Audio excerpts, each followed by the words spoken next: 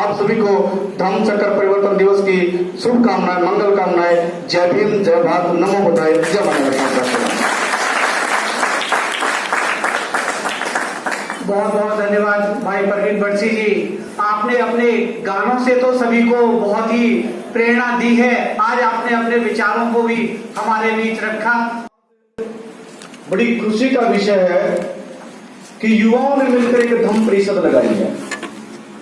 युवाओं ने मिलकर, मैं इस विषय पे 2 मिनट अपने बात रखना चाहूंगा कि अगर बुजुर्ग इस काम को करते तो शायद इतना प्रभावशाली नहीं होता, क्योंकि बाबा साहब अम्बेडकर चाहते थे कि ज्यादा से ज्यादा युवा भिक्षु आए और इस धम्म के कार्यों को आगे बढ़ाएं, अपनी जिम्मेवारी को निभाएं।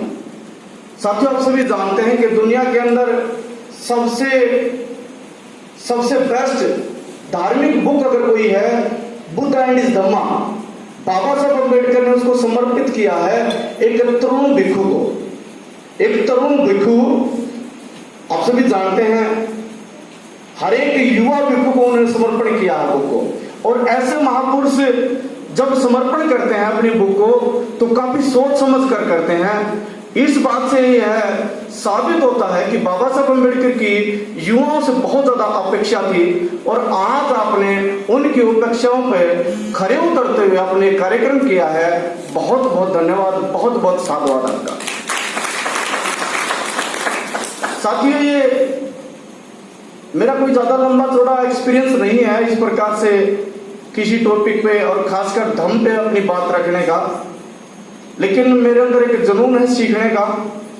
इसलिए मैं चैलेंज को स्वीकार करके, क्योंकि मेरे लिए चैलेंज था, मैं एक गायक था और गाने भी गाता हूँ, लेकिन उसके साथ साथ जब विपिन बाबू ने, भाई सदीप सोडी ने मेरे से कहा, अमरजीत भाई ने कहा कि आप एक कार्यक्रम हो उसके अंदर आप आए और धम्म पे अपनी बात रखें, तो मुझे आश्चर्य भी हुआ था, लेकिन अंदर से एक आवाज आई थी कि प्रवीण शाबाश कर, क्योंकि एक प्लेटफॉर्म दिया है अपने आप को सीखने का। मैं सीखने के लिए आया हूं।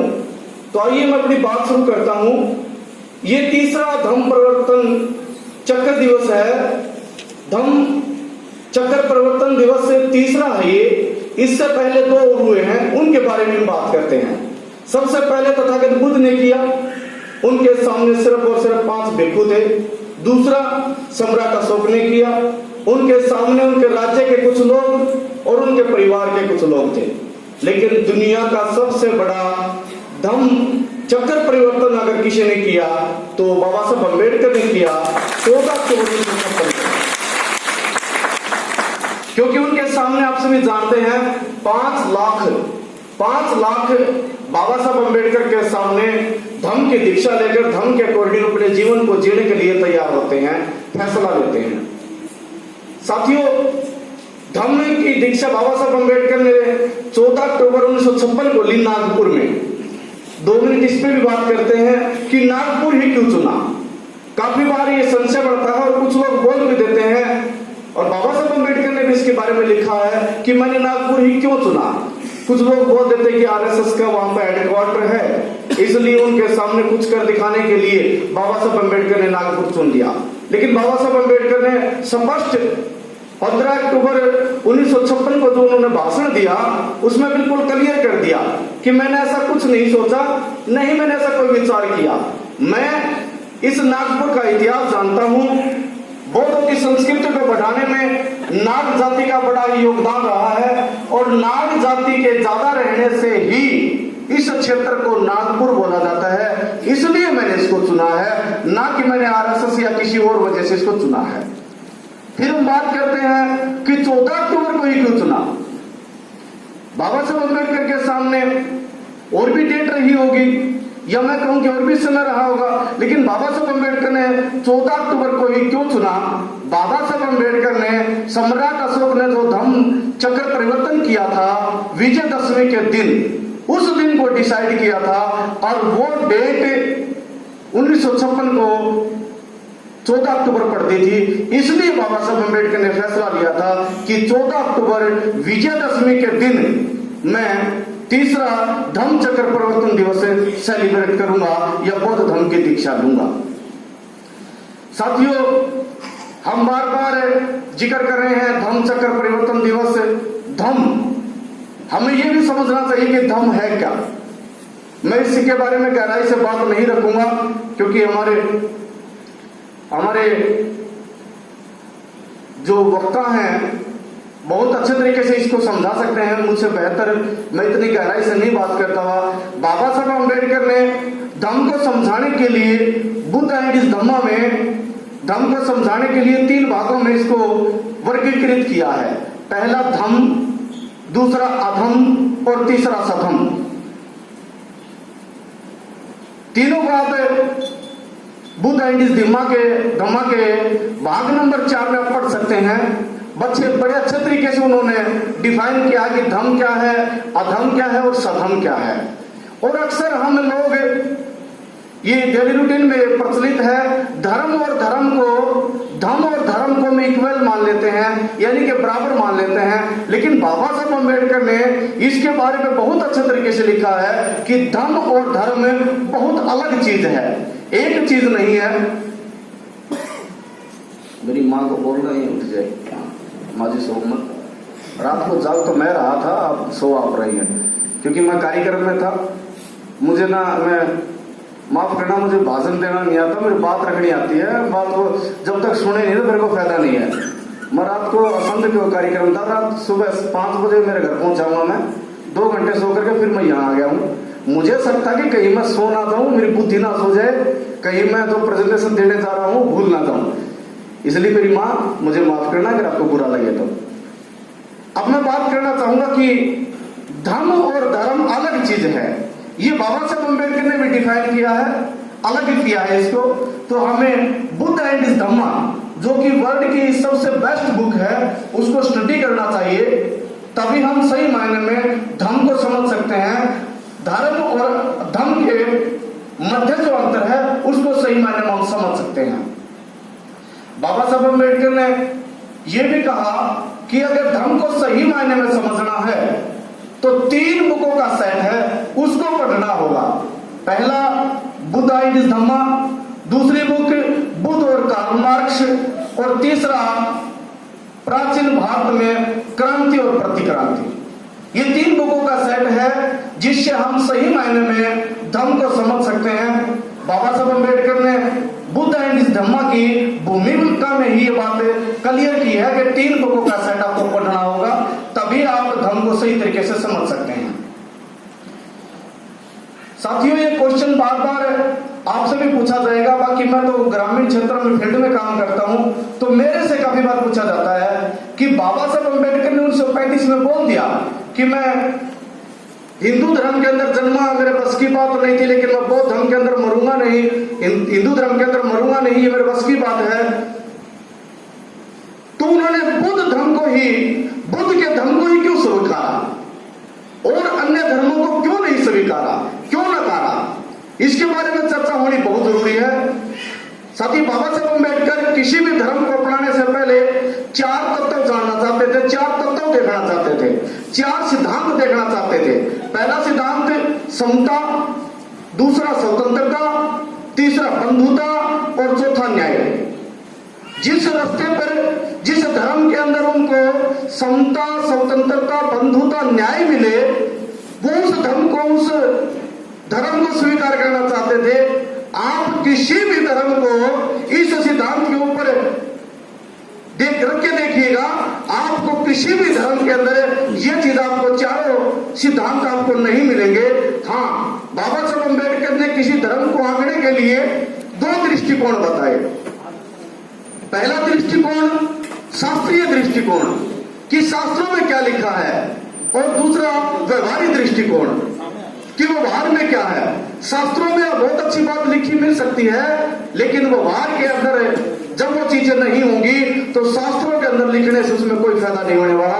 इसलिए बाबा साहब अम्बेडकर ने इन दोनों दृष्टिकोणों के आधार पर 4 जो सिद्धांत है उनके आधार पर सभी धर्मों को नकार दिया, और ये 4 सिद्धांत बाबा साहब अम्बेडकर को बुद्ध के धम्म में मिलते हैं, इसलिए उन्होंने बुद्ध के धम्म को स्वीकार कर लिया।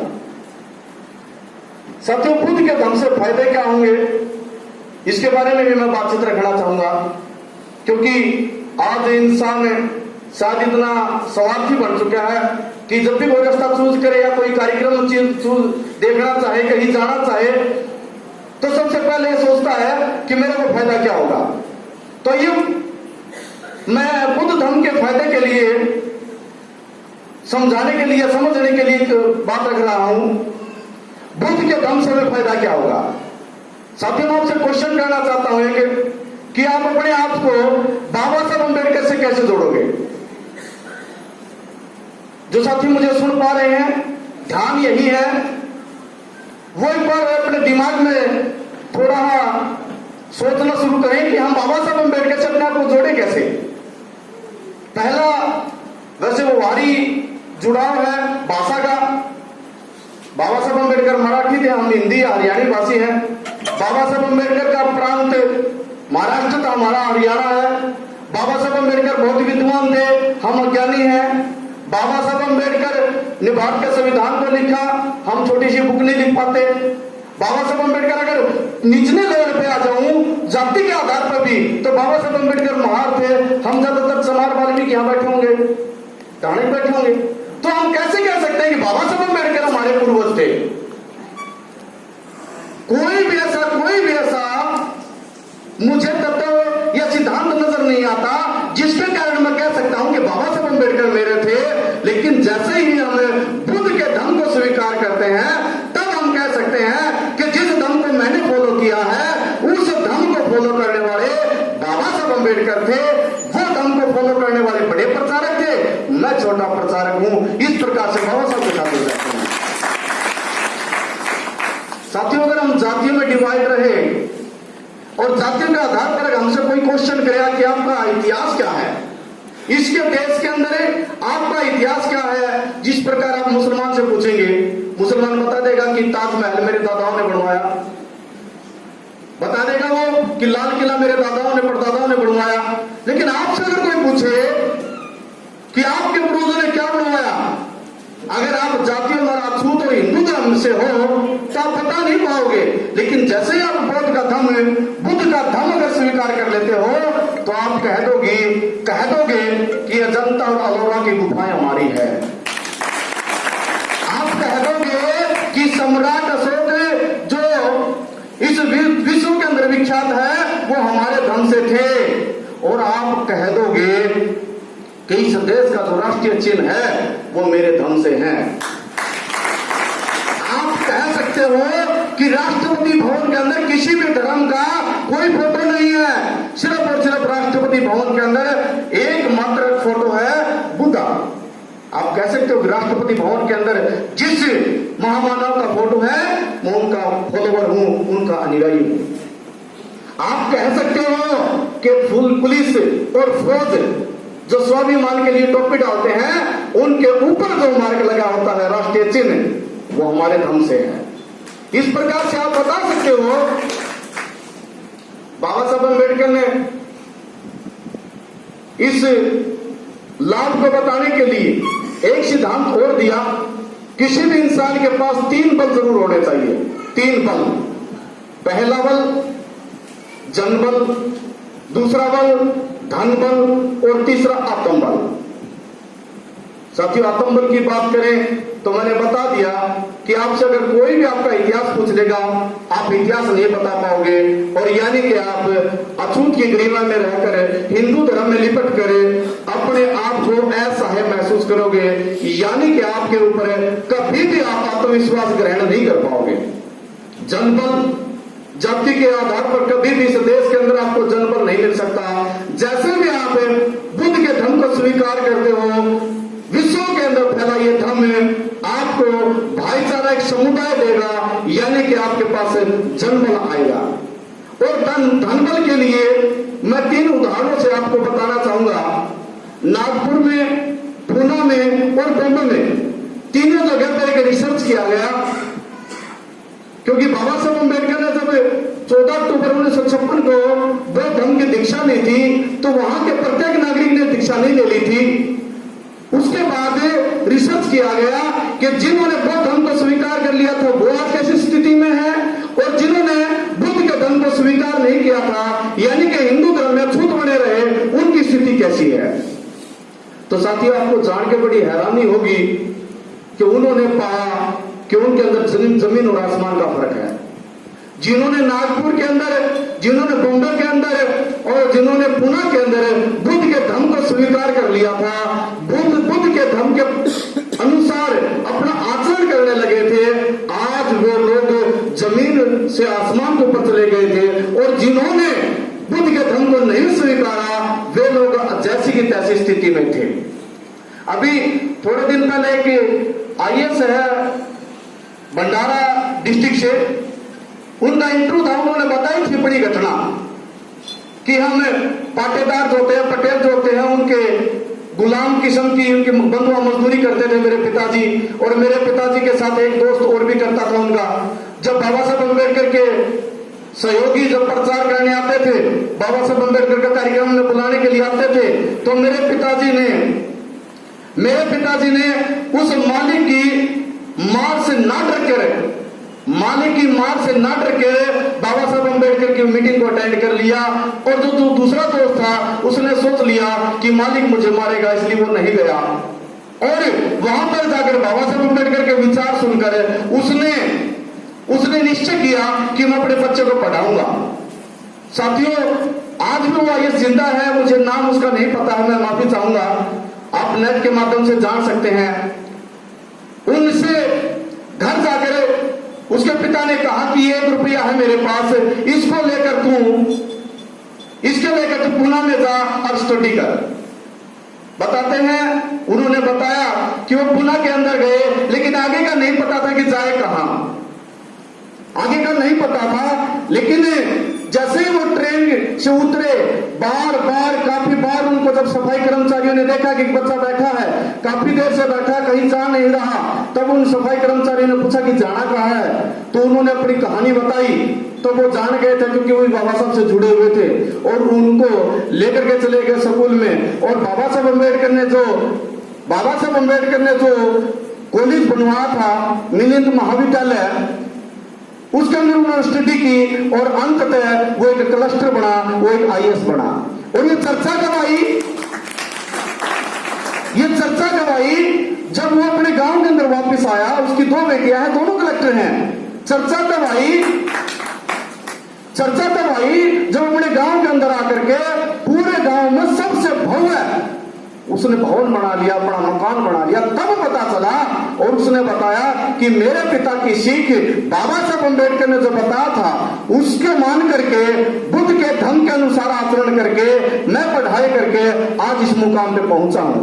तो साथियों, ये बुद्ध के धर्म के फायदे हैं। एक मैं व्यक्तिगत और भी करके रखना चाहूंगा। बाबा साहब अम्बेडकर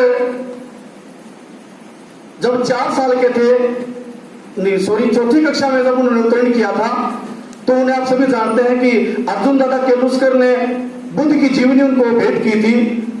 और उस जीवनी को पढ़ करके बाबा साहब अम्बेडकर अब अपने पिता से महाभारत और रामायण पर विचार करने लगे थे, सवाल जवाब करने लगे थे। यानी कि उनसे पहले भी वो रामायण महाभारत को पढ़ते रहे थे, लेकिन अब बुद्ध की जीवनी पढ़ने के बाद जो दादा केलुस्कर ने उनको दी थी, अब वो सवाल जवाब करने लगे थे। तो मैं कहना चाहूंगा कि बुद्ध के धर्म में आने से आदमी का, आपके बच्चों का वैज्ञानिक दृष्टिकोण बढ़ेगा, जो कि बहुत जरूरी है।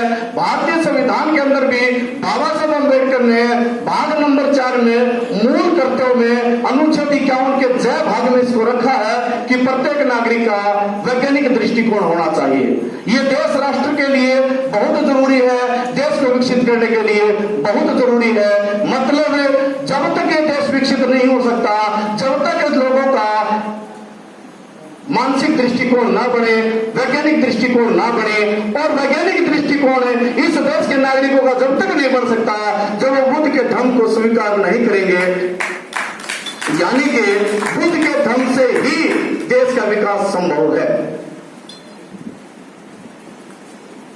साथियों, मैं बाबा साहब अम्बेडकर के अकॉर्डिंग सबसे अच्छा बौद्ध व्यक्ति किसको मानते हैं, उस पर 2 मिनट अपनी बात रखूंगा। बाबा साहब अम्बेडकर ने कहा कि बुद्ध के धम्म की सारी पुस्तकें पढ़ लेने वाला ज्ञानवान व्यक्ति भी सबसे बड़ा बौद्ध व्यक्ति नहीं होगा। बाबा साहब अम्बेडकर ने कहा बुद्ध के धम्म के अकॉर्डिंग आचरण करने वाला, सिर्फ और सिर्फ आचरण करने वाला भी व्यक्ति सर्वश्रेष्ठ बौद्ध व्यक्ति नहीं होगा। बाबा साहब अम्बेडकर ने बताया कि बुद्ध के धम्म को जानकर उसका प्रचार प्रसार करने वाला सही मायने में सर्वश्रेष्ठ बौद्ध व्यक्ति होगा। अब प्रचार की अगर बात करें तो हम दो बातें जिन्होंने प्रचार बहुत बड़े स्तर पर किया, सम्राट अशोक और बाबा साहब अम्बेडकर, उनकी भी चर्चा कर लेते हैं। आप सभी जानते हैं कि सम्राट अशोक ने तथागत बुद्ध के 82,000 विचार हैं, 2,000 उनके अन्य भिक्षुओं के हैं, कुल मिलाकर 84,000। और सम्राट अशोक ने अपने राज्य के अंदर 84,000 बौद्ध विहारों का निर्माण करवाया और बौद्ध धर्म को सिर्फ भारत में सीमित न रखे, उनके बेटे और बेटी द्वारा प्रयास करके इस धर्म को एक वैश्विक धर्म बना दिया, यानी कि पूरे संसार का धर्म बना दिया। ये सम्राट अशोक का योगदान रहा। बाबा साहब अम्बेडकर के योगदान के बारे में अगर हम बात करें, बाबा साहब अम्बेडकर 1951 में लिखते हैं कि लेख लिखते हैं एक अखबार के अंदर कि बुद्ध के धर्म का भविष्य है, बुद्ध के धर्म का भविष्य है कि बुद्ध के धर्म के प्रचार प्रसार के लिए हमें 3 मेजर स्टेप उठाने होंगे। 3 मेजर स्टेप। पहला स्टेप एक हैंडली बुक होनी चाहिए, दूसरा स्टेप संघ के संगठन और उद्देश्यों में परिवर्तन होना चाहिए, तीसरा स्टेप हमें विदेशों से संपर्क करना चाहिए। बाबा साहब अम्बेडकर ने 3 स्टेप बताए। पहला स्टेप कि हैंडली बुक होनी चाहिए, खुद ने उन्हें जिम्मा लिया। और बुद्ध एंड इज धम्मा, आप सभी जानते हैं कि किन हालातों में बाबा साहब अम्बेडकर ने इस पुस्तक को लिखा है। साथ ही भारतीय संविधान की अगर हम बात करें, जो जनरली आमतौर पर बताया जाता है कि 2 साल 11 महीने 18 दिन बाबा साहब अम्बेडकर ने भारत के संविधान को लिख दिया। और जो बाबा साहब अम्बेडकर का गहरा अध्ययन रखते हैं वो हमें बताते हैं कि मात्र 141 दिन के अंदर बाबा साहब अम्बेडकर ने भारतीय संविधान को लिख दिया था। ऐसा संविधान है जो पूरे विश्व में सबसे विस्तृत संविधान है, उसको लिखने में बाबा साहब अम्बेडकर 141 दिन लगाते हैं। लेकिन बुद्ध एंड इज धम्मा लिखने के लिए बाबा साहब अम्बेडकर 5 वर्ष लगाते हैं, 5 साल। तो आप अब समझ सकते हैं कि कितनी महत्वपूर्ण और कितनी लाभकारी ये बुक होगी। बाबा साहब अम्बेडकर चाहते थे कि प्रत्येक नागरिक को ये बुक पढ़नी चाहिए, प्रत्येक भारतीय तक ये बुक जानी चाहिए और इसके अकॉर्डिंग उनका आचरण होना चाहिए। साथियों, बाबा साहब अम्बेडकर आप सभी जानते हैं कि अंतिम समय में बहुत ज्यादा बीमार रहते थे, लंबे समय तक वो बैठ नहीं सकते थे, लंबे समय तक वो टहल नहीं सकते थे और उनकी आंखें भी कमजोर हो चुकी थी। उसके बावजूद भी बाबा साहब अम्बेडकर ने ये जिम्मा अपने कंधों पे लिया और भली भांति उसको पूरा किया। बाबा साहब अम्बेडकर चाहते थे कि 14 अक्टूबर 1956 को इस बुक को मैं प्रकाशित करूं, लेकिन साथियों आर्थिक हालातों के कारण ये बुक बाबा साहब अम्बेडकर पब्लिश नहीं कर पाए और अंततः 1957 को बाबा साहब अम्बेडकर जो बात कहते हैं कि एक हैंडली बुक होनी चाहिए, वो हमें हैंडली बुक 1957 में उपलब्ध करवा देते हैं। बाबा साहब अम्बेडकर का बुद्ध एंड धम्मा हमें अब उपलब्ध हो जाता है। दूसरा, श्रीलंका के अंदर जब कैंडी शहर के अंदर एक अंतर्राष्ट्रीय बौद्ध महासम्मेलन हुआ तो प्रत्येक देशों के जो प्रतिनिधित्व आए हुए थे उन्होंने बताया कि हमने अपने देश के अंदर इस प्रकार से बुद्धिज्म को आगे बढ़ाया, हमने अपने इस देश के अंदर बुद्धिज्म को ऐसे आगे बढ़ाया। जब बाबा साहब अम्बेडकर का नंबर आया तो उन्होंने भी बताया था कि मैंने राष्ट्रीय चिन्ह के अंदर राष्ट्रीय चिन्ह जो निर्धारित करवाया है वो तथागत बुद्ध के धर्म से है। जो हमारा राष्ट्रीय ध्वज है उसके अंदर अशोक चक्र है, वो तथागत बुद्ध के धर्म से है। और जो करेंसी है, देश की करेंसी, उसके ऊपर भी राष्ट्रीय चिन्ह अंकित करवाया है और राष्ट्रपति भवन के अंदर जो फोटो लगवाया है। इस प्रकार से मैंने अपने देश के अंदर बुद्ध के धर्म को स्थापित किया है और उस आगे बढ़ाने का काम किया है।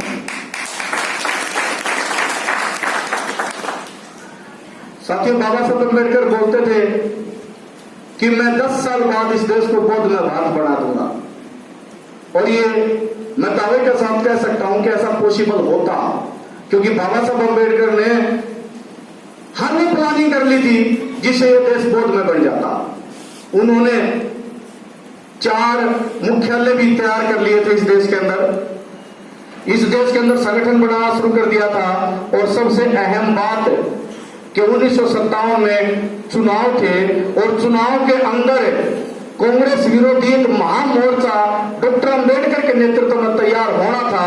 यानी कि 1957 में ये डेफिनेटली श्योर था कि नेहरू को प्रधानमंत्री नहीं बनने देते, और बाबा साहब अम्बेडकर सत्ता के द्वारा इस देश को बौद्ध में भारत बना देते।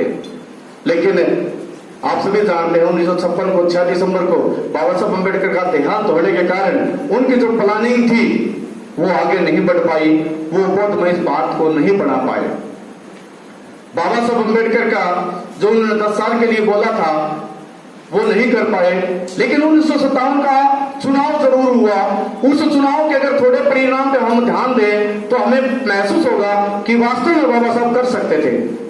1957 के चुनाव में 12-13 राज्यों के अंदर आरपीआई के विधायक जीते और 14 सांसद जीते, और ये आरपीआई पार्टी एक राष्ट्रीय पार्टी बन गई। साथियों, बाबा साहब अम्बेडकर के 6 दिसंबर 1956 के देहांत के बाद भी ये पार्टी राष्ट्रीय पार्टी बन जाती है। 12-13 राज्यों के अंदर विधायक बनते हैं और 14 सांसद बनते हैं। हम अनुमान लगा सकते हैं कि बाबा साहब अम्बेडकर अगर जीवित रहते तो संभावनाएं थी कि सत्ता के माध्यम से बाबा साहब अम्बेडकर इस देश को बौद्ध में भारत बना देते। बाबा साहब अम्बेडकर का विचार इस देश को बौद्ध में बनाना उनके मानस पुत्र मान्यवर साहब काशीराम ने भी शुरू किया। आप सभी भली भांति जानते हैं कि मान्यवर साहब काशीराम ने 2002 में ही कह दिया था कि मैं 2006 में बाबा साहब अम्बेडकर ने बौद्ध धर्म की दीक्षा 1956 को ली थी। उनके 50 साल बाद 2006 में 14 अक्टूबर को 4 करोड़ लोगों के साथ चौथा धम्म चक्र परिवर्तन दिवस करूंगा, ये मान्यवर साहब काशीराम ने अनाउंसमेंट किया था। और साथियों, ये अलग टॉपिक है, ये अलग बात है कि मान्यवर साहब काशीराम 14 अक्टूबर से महज 5 दिन पहले यानी कि 9 अक्टूबर को उनका देहांत हो जाता है, और वो जो 4 करोड़ के साथ बुद्ध धर्म को स्वीकार करना था वो नहीं कर पाए, और ये चौथा धम्म चक्र परिवर्तन दिवस नहीं हो पाया। लेकिन अगर हम भाई अमरजीत की बात को आगे बढ़ाएं और उत्तर प्रदेश के बारे में अगर थोड़ा सोचें, थोड़ा अध्ययन करें कि 500 एकड़ की भूमि में तथागत बुद्ध के नाम एक विश्वविद्यालय है, जो 1 फार्मूला रेसिंग होती है, देश के अंदर कहीं भी उसका प्लेटफॉर्म नहीं है, वो अगर बनाया है तो सिर्फ और सिर्फ यूपी के अंदर नोएडा के अंदर है, उसका नाम भी तथागत बुद्ध सर्किट है। अगर हम देखते हैं वहां पर भारत में और कहीं नहीं है, पंचशील अगर कोई जिला है तो उत्तर प्रदेश के अंदर है। अगर महामाया तथागत बुद्ध की मां के नाम पर अगर कोई जिला है तो उत्तर प्रदेश के अंदर है। अगर हम देखते हैं कि तथागत बुद्ध के नाम जितने भी कार्य हुए हैं वो यूपी के अंदर है और कहीं नहीं है। इनसे ये मुझे आभास होता है और मैं दावे के साथ कह सकता हूं कि चौथा धम्म चक्र परिवर्तन दिवस जरूर होगा और उसकी वाहक होगी बहन कुमारी मायावती। ये मैं दावे के साथ कह सकता हूं, ऐसा श्योर होगा कि चौथा धम्म चक्र परिवर्तन दिवस होगा और उसकी वाहक बहन मायावती होगी। और ये शायद पूरे विश्व के अंदर सबसे ज्यादा अपने अनुयायियों के साथ धर्म परिवर्तन की एक घोषणा होगी या एक इतिहास होगा, क्योंकि ये बाबा साहब अम्बेडकर के 5 लाख लोगों का रिकॉर्ड भी मुझे लगता है कि डेफिनेटली श्योर वो तोड़ के रख देगी, वो ध्वस्त करके रख देगी। साथियों, काफी सारे इस पे टॉपिक आते हैं, बात करते हैं कि अगर ऐसा होगा तो वो पहले क्यों नहीं कर पा रही। आप सभी जानते हैं कि जब भी देश के अंदर कोई भी धर्म, कोई भी कोई भी संप्रदाय पनपता है, आगे बढ़ता है, तो राज के माध्यम से पनपता है। राज के बगैर हम अपने धर्म को आगे नहीं बढ़ा सकते।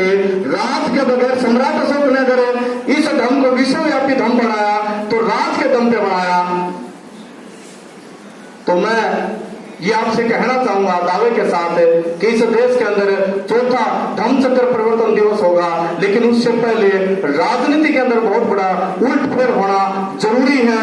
आप सभी साथियों ने मुझे इतने अच्छे तरीके से सुना, आप सभी का धन्यवाद है। और फिर से मैं भाई विपिन बाबू का, संदीप सोढी जी का, अमरजीत जी का और यहाँ पर उपस्थित मेरे मामा जी सुंदर प्रदीप जी का और विजय सर का धन्यवाद करता हूं कि उन्होंने मुझे, भाई गौतम भोरिया जी का धन्यवाद, साधुवाद, बलदेव जी का, और आप सभी का मंगल हो। आप सभी को धम्म चक्र परिवर्तन दिवस की शुभकामनाएं, मंगल कामनाएं। जय भीम, जय भारत, नमो बुद्धाय, जय भारत।